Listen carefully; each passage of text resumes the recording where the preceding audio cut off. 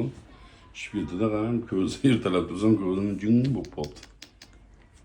Aytdim, mana ishyapti, qaytyapti, ishyapti. Ari chaqdi deb kutib yotibman, qaytib ketardi. Sezmadingizmi dada ari chaqsa? Ay yo'q, olib qo'ydim. Xudoyim. Yo'q, hech qanaqadir nima shekilli-da. O'shaning chivinlarni urib, Ibrohingiz. Ko'zingizgacha qarang ishib ketibdi dada. O'sha. Boringlar ham bilan doktorga. Dadamni doktorga ko'rsatdik, Xitoy arasi chaqibdi. Juda ham allergiya qilib olar ekan. Dadam allergiyasi yo'q edi. Birinchi marta bunaqa ishib, ko'zlari, tomoqlarigacha ishib ketibdi. Dada yaxshimisiz?